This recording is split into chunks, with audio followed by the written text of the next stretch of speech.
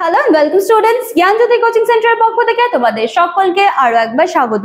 ব্রাহ্মণ্য যুগের শিক্ষা ব্যবস্থা কমপ্লিট করে এবার আমরা আলোচনা করব বৌদ্ধ যুগের শিক্ষা ব্যবস্থা বা বৌদ্ধ যুগ বা বৌদ্ধ ধর্ম কিভাবে এলো, কেন এই ধর্মের প্রয়োজনীয়তা সাধারণ মানুষ অনুভব করেছিল, সমস্তটাই মোটামুটি কিন্তু আজকে আমরা আলোচনা করব। ঠিক আছে, আচ্ছা, আলোচনার বিষয়ে শুরু করার আগে একটা গুরুত্বপূর্ণ ইনফরমেশন তোমাদের সাথে শেয়ার করি প্রত্যেকদিন, আজকেও তার কোনো চেঞ্জ তো হবে না।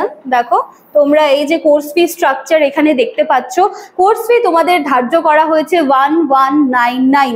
ঠিক আছে, 1199 কোর্স ফি তোমাদের ধার্য করা হয়েছে এবং এই 1199 এর বিনিময়ে কিন্তু তোমরা পেইড ব্যাচের ক্লাসেস পেয়ে যাচ্ছ, কমপ্লিট নোটস পত্র পেয়ে যাচ্ছ, যার সাথে সাজেশনস পেয়ে যাচ্ছ, আর হচ্ছে কি পেয়ে যাচ্ছ, এই যে অ্যামাউন্টটা আছে এটা পে করলে তোমাদের যে সেমিস্টারটা রয়েছে সেটা ক্লিয়ার করতে পারছো। ঠিক আছে, তোমরা যে সেমিস্টারে রয়েছে ওয়ান টাইম পেমেন্ট করলে সেটা ক্লিয়ার করতে পারছো, মাঝখানে আর কিছু কিন্তু পে করতে হচ্ছে না, রাইট?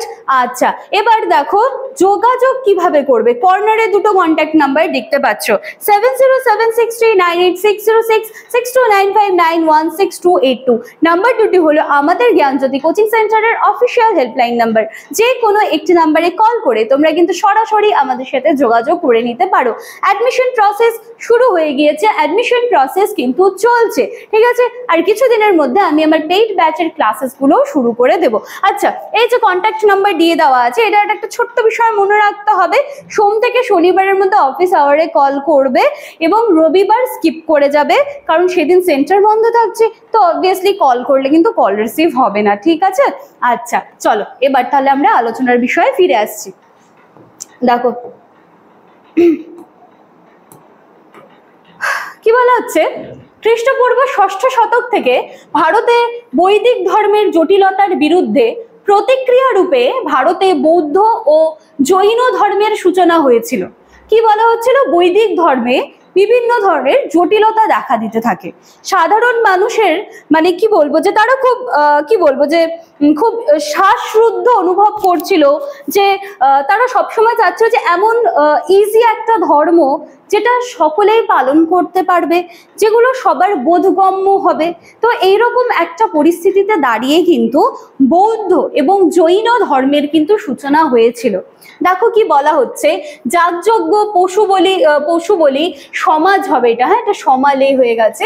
সমাজে পুরোহিত শ্রেণীর প্রাধান্য, শ্রুতি অপেক্ষা স্মৃতির অনুশাসন, আন্তরিক শূন্যতা, বর্ণভেদ সব থেকে বড় প্রবলেম, অর্থহীন অনাড়ম্বর বাহ্যিক ক্রিয়াকর্মের বাহুল্য, বৈদিক ক্রিয়াকর্মের সরল অনাড়ম্বর ভক্তিময় পবিত্র ভাবকে আস্তে আস্তে কিন্তু নষ্ট করে দিচ্ছিল। এই যে যাগযজ্ঞ, পশু বলি দেওয়া, দেন হচ্ছে বর্ণভেদ, এই যে প্রথাগুলো, এগুলো না সাধারণ মানুষ ঠিকঠাক ভাবে মেনে নিতে পারছিল না। তারা শুধু চাচ্ছিল যে এমন কিছু ইজি একটা সহজ একটা ধর্ম যেটা সহজে বুঝতে পারে, যেটা পালন করতে কিন্তু কোনো রকম এত প্রবলেম যেন না হয়। ঠিক আছে, এটা হচ্ছে মুদ্রা কথা। তো কি হলো, বৈদিক ক্রিয়াকর্মে সরল অনাড়ম্বর ভক্তিময় পবিত্র ভাবকে নষ্ট করছিল। নিম্ন বর্ণীয়দের প্রতি পুরোহিত সমাজের ঘৃণার ভাব সমাজ জীবনে একটা বড় অসন্তোষ কিন্তু ডেকে আনছিল। আর্যদের সমাজ জীবনে অনার্য বা যারা ব্রাত্যদের সংখ্যা বৃদ্ধি হওয়া সত্ত্বেও সমাজে তাদের স্থান কিন্তু নেই বললেই চলে, এই রকম একটা সমাজ ব্যবস্থাও কিন্তু সে সময় দেখা গিয়েছিল। তো তাদের এই যে শূদ্রত্বজনিত হীনমন্যতা ক্রমশ ঘনীভূত হতে লাগলো। ব্রাহ্মণ্য ধর্মে যজ্ঞীয় অনুষ্ঠান বৃদ্ধি পাওয়া সত্ত্বেও মানুষ কিন্তু দুঃখের হাত থেকে পরিত্রাণ পেল না। অনুষ্ঠান আচার অনুষ্ঠান রীতিনীতি সমস্ত দিনের পর দিন বেড়ে যাচ্ছিল, কিন্তু মানুষ তাদের যে দুঃখ রয়েছে সেখান থেকে কিন্তু কোনোভাবে নিস্তার পাচ্ছিল না। এর ফলে চিন্তাশীল ব্যক্তি ক্রমেই দুঃখ থেকে মানব জীবনের মুক্তি লাভের সন্ধানে নিরত হলেন। ভারতীয় দার্শনিক চিন্তাধারার দুঃখবাদ একটি বিশেষ স্থান লাভ করলো। তাই সেই যুগের দার্শনিকরা প্রায় ক্ষত্রিয় রাজাদের রাজসভায় মিলিত হয়ে ব্রাহ্মণ্য ধর্ম এই বিষয়টা নিয়ে এবার সকলে কিন্তু সমালোচনা করলেন। তারা জাতিভেদ সমর্থন করতেন না, তাদের সরল জীবনযাত্রা, ত্যাগের মহান আদর্শ, প্রগাঢ় পাণ্ডিত্য, ব্রাহ্মণ্য বিরোধী মনোভাব ও সহজ সরল ভাষায় জনগণকে উপদেশ দান জনচিত্তকে আস্তে আস্তে আরো আকৃষ্ট করতে লাগলো। ইজি বিষয়গুলো জনগণকে আস্তে আস্তে সেই সময় কিন্তু অ্যাট্রাক্ট করতে লাগলো। ঠিক আছে, ক্ষত্রিয় রাজাদের পৃষ্ঠপোষকতা লাভ করায় ধীরে ধীরে তাদের শক্তি এবার বেড়ে যাচ্ছে। ফলে ক্ষত্রিয় এবং কি বলা হচ্ছে, ক্ষত্রিয় এবং গাঙ্গেয় উপত্যকায় যেমন ব্রাহ্মণ বিরোধী ভাব প্রবল হয়ে উঠেছিল, তেমনি এক নতুন সমাজ ও ধর্ম দর্শনেরও সূচনা হলো। দেখা যাচ্ছে জ্ঞানমূলক উপনিষদকে কেন্দ্র করে গড়ে উঠল যাগযজ্ঞমূলক ব্রাহ্মণ্য ধারার বিরোধী একটি শিবির। আর্য ধর্মের জ্ঞানকাণ্ডকে কেন্দ্র করে নতুন ধ্যান ধারণা ও চিন্তাজাত বৌদ্ধ ধর্মের কিন্তু সৃষ্টি হলো। ঠিক আছে, তাহলে কি একদম শুরুতে যে বিষয়টা আমি একদম সহজ ভাষায় তোমাদেরকে বললাম যে একটা সহজ সরল ধর্মের প্রয়োজন, সেইটাই কিন্তু এখানে এত বড় করে বিশ্লেষণ করে কিন্তু দিয়ে দেওয়া আছে।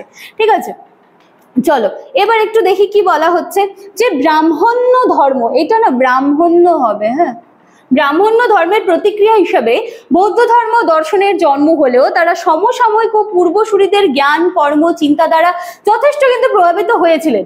বুদ্ধের বৌদ্ধ দর্শনে উপনিষদের পুনর্জন্মবাদ, কর্মফলবাদ এগুলোর উপর দেখলাম যে বেস করেছিল।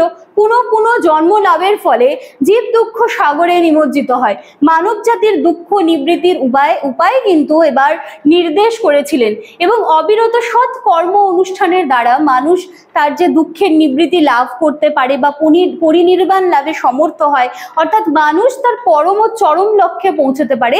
এটাই ছিল কিন্তু বুদ্ধদেবের হচ্ছে মানে কি বলবো যে কাম্য বিষয় ছিল। ঠিক আছে, তো উপনিষদীয় ঋষি এই নির্বাণকে বলেছেন যে হিন্দু যোগীর মতে সেটা হচ্ছে কৈবল্য প্রাপ্তি। ঠিক আছে, এই জায়গায় একটুখানি প্রবলেম রয়েছে, তোমরা এগুলো একটু দেখে নেবে। ঠিক আছে, আচ্ছা, বৈদিক ক্রিয়াকলাপের বিরোধিতা করলেও বুদ্ধদেব হিন্দুদের বর্ণাশ্রম ধর্মের মূল নীতিকে সমর্থন কিন্তু করেছিলেন। ব্রাহ্মণ্য ব্যবস্থায় চতুরাশ্রম নীতির তিনি সমর্থক ছিলেন। ব্রহ্মচর্য, বানপ্রস্থ, সন্ন্যাস, ঠিক আছে, এই যে তিনটি আশ্রমের আদর্শ ভিক্ষুর জীবনকে গভীরভাবে কিন্তু প্রভাবিত করেছিল। ঠিক আছে, তো এগুলো নিয়ে দেখো এখান থেকে আলাদা করে বোঝানোর কিন্তু কিছু নেই, এই বিষয়গুলো খুব ছোটবেলার থেকে তোমরা পড়ে আসছো। আজকে জাস্ট এই স্লাইডটা রাখার উদ্দেশ্য এটা যে নেক্সট দিন বৌদ্ধ ধর্মের শিক্ষা ব্যবস্থার ছোট ছোট বিষয়গুলো যেগুলো সিলেবাসে রয়েছে সেটা নিয়ে আমরা আলোচনা করব। কিন্তু তার আগে এটা আলোচনা করা প্রয়োজন যে কেন বৌদ্ধ ধর্ম আত্মপ্রকাশ করেছিল, যার জন্যই কিন্তু এত কিছু আলোচনা করা, কারণ আলাদা করে বোঝানোর কিন্তু কিছু নেই। ঠিক আছে, তো চলো এই ছিল আজকে আমার ক্লাস বা আলোচনার বিষয়।